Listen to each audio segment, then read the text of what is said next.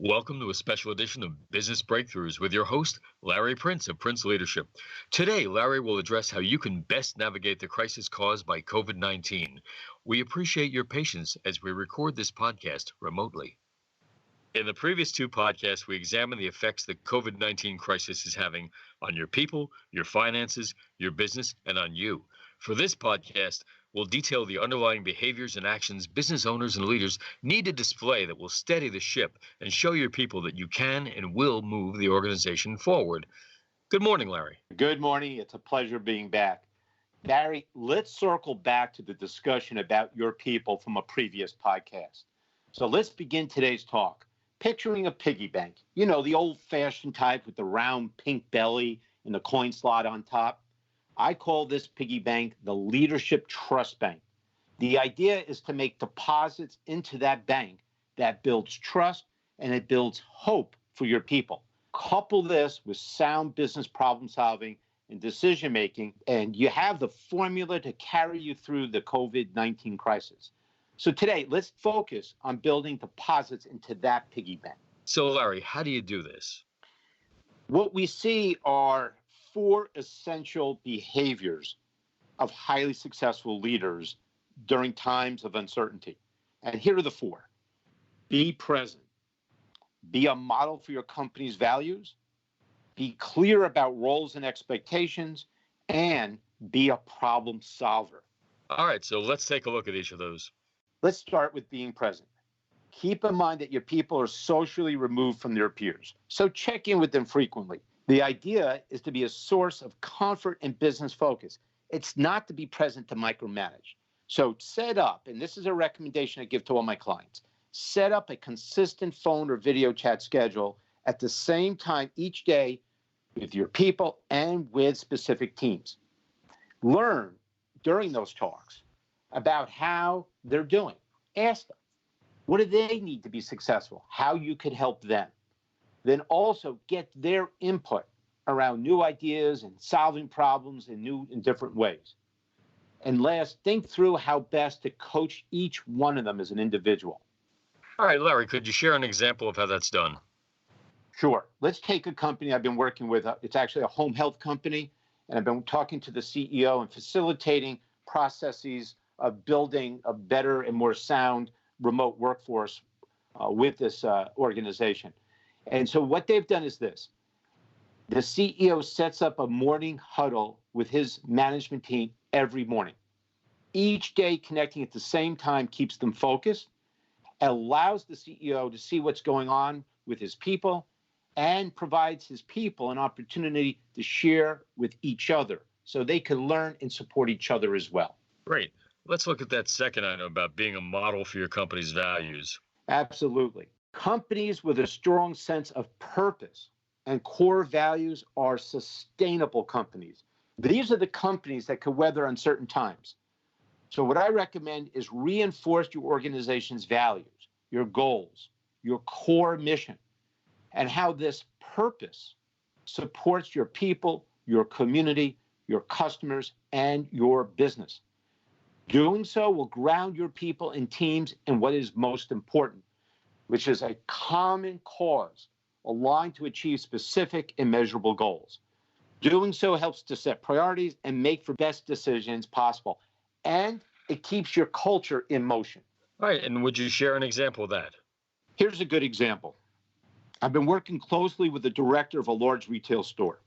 And their challenge, of course, like a lot of retail businesses and any business, is sales right now, revenue.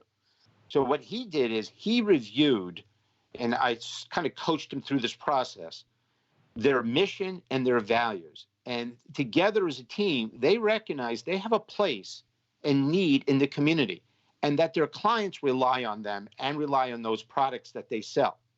So what they did was, with more urgency, they moved from retail store presence to an online presence. And now they continue to build a robust online presence. Excellent. Let's talk about being clear about your roles and expectations.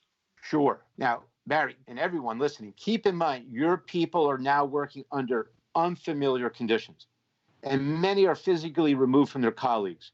In fact, you might have smartly shifted some of their roles around. So you need to set them up for success.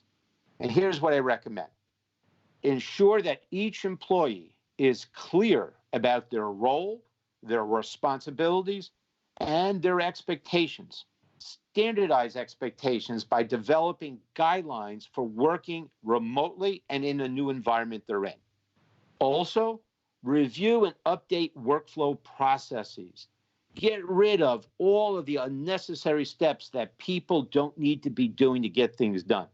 This is a great time to streamline how business gets done. All right. So in that way, they're focusing on the more important things, right? You got it, Barry. Absolutely. Good. Let's take an example of how that's being done. I've been working closely with a charitable organization and with the whole management team. And obviously, as a charitable organization, they're taking a bit of a hit right now. So I worked with them to recognize that their people, many of them are actually in new roles now. They shifted staff around, really needed to understand their roles and responsibilities. So what the CEO did is regroup everyone and spent extra time with the management team, ensuring each person is absolutely clear of what to do, why it's important, and how to do so, especially from home. What she said is the details matter and the process matters. Larry, the fourth item you mentioned certainly is an important one, and that was to be a problem solver. Let's talk about that. Let me elaborate on this. Everything is about solving problems, whether you're solving problems you're thinking through on your own or solving problems for your business and with your people. So challenges and problems don't solve themselves. That's obvious. So what I recommend is make problem solving a team sport. Stop trying to solve every problem as an owner or leader of your company by yourself. Involve your people. So just recently, I was facilitating a management meeting on the phone, and they were trying to problem solve. And it was a good thing. People were contributing a lot of ideas and solutions. Here was the problem.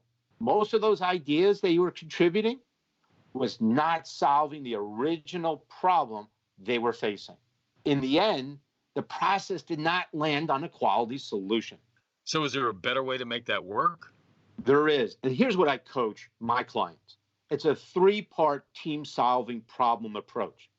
First, make sure everyone agrees that you are clear on the problem you are defining and its cause and its effects it's having on your people, your finances, your business, and on your clients. Ask yourself, are you solving the right problem? Second, once you've landed on that right problem to solve, decide on what your aim is. What do you want to achieve, or what's your goal for solving that problem? And third, now you're ready to generate good ideas, quality solutions that align with the problem you're trying to solve.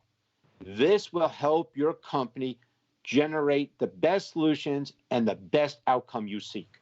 Larry, it sounds pretty comprehensive. Well, it is. And I know it might sound at times rigid, the three-step process, but this step-by-step process works. I facilitated this process with a leadership team of a company of about $35 million just the other day. And at first, the problem stated was quite broad. But by focusing on just the problem and its effect, we were able to funnel down to define a more pressing issue. Then after restating the challenge and the goals, then the solutions and ideas naturally followed with relevance to the problem we're trying to solve. Larry, you've given us a lot of really good information, so let's summarize. Barry, by applying this process, you will strengthen your company's culture as team problem solvers. So although your company is going through great change right now, and it's a difficult journey, team problem solving is an opportunity to build new and better ways of generating solutions and new and better ways of doing business. It will carry you forward once business is back more fully. Also, applying a clear problem-solving approach will help you and your people draw from their past experiences that could help solve today's problems. Good. So let's sum up the entire podcast. Here's where we began. We began that there are 4 essential behaviors that we see with highly successful leaders.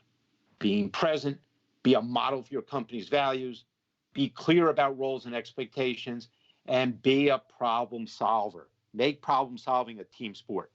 These 4 essential leadership behaviors will help you to quell the anxiety of your people, lessen reactivity, build trust, build stronger solutions, and open your people up to move the discussion from emotion to action.